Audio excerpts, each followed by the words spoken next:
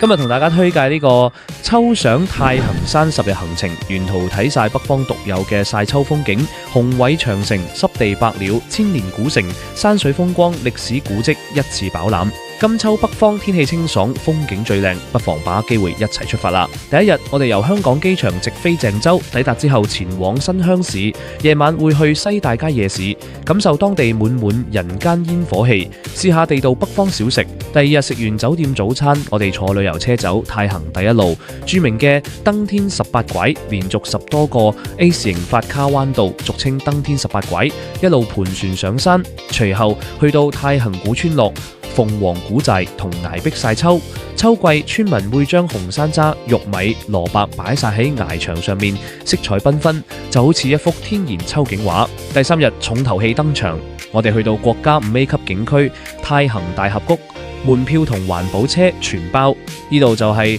大名鼎鼎嘅800里太行，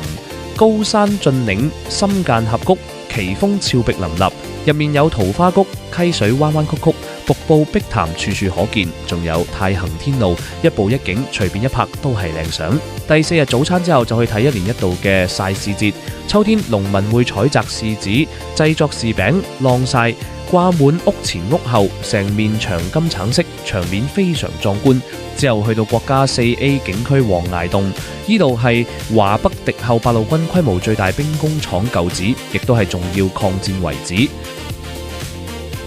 第5日，我哋走進雄偉嘅故關長城，呢度係明代京西4大內關之一，地處晉冀交界，自古有京畿繁平之稱。跟住前往趙子龍故鄉國家4A 景區正定古城。正定古城擁有1600多年悠久歷史，三國名將趙子龍就係呢度人。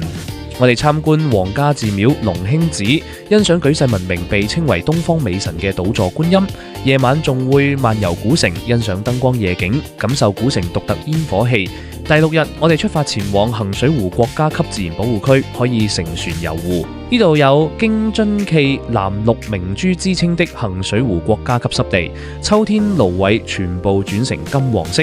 蘆葦蕩一望無際，不時有水鳥凌空飛起，意境絕佳。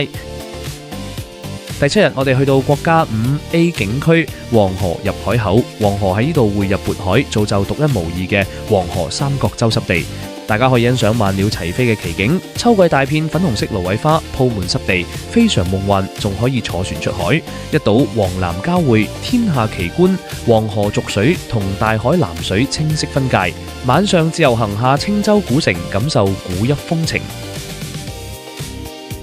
第8日，我哋前往石門坊紅葉景區，門票同觀光車包埋。呢度同香山、棲霞山齊名，係國內5大紅葉觀賞地，有齊魯紅葉之冠嘅美譽。之後落腳濟南，遊走曲水亭街，感受濟南家家泉水，戶戶垂楊。夜晚欣賞大明湖燈光美景，亭台樓閣倒影水中，古意盎然。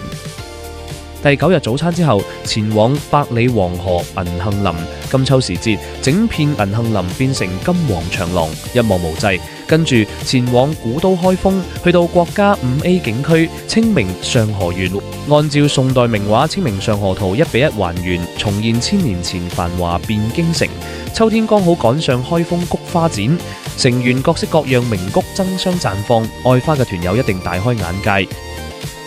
第10日行程最後1日，我哋遊覽開封菊花文化節主會場、龍庭公園，滿園各式名菊盛放，盡顯滿城盡帶黃金甲的古都秋韻。之後搭飛機返香港，結束呢次開心豐富嘅10日太行金秋旅程。呢條行程全程純玩，無自費無購物，安排專業工作人員隨團照顧，讓各位貴賓團友盡情暢玩，盡享一段舒心嘅旅程。旅遊必須齊齊玩，耶！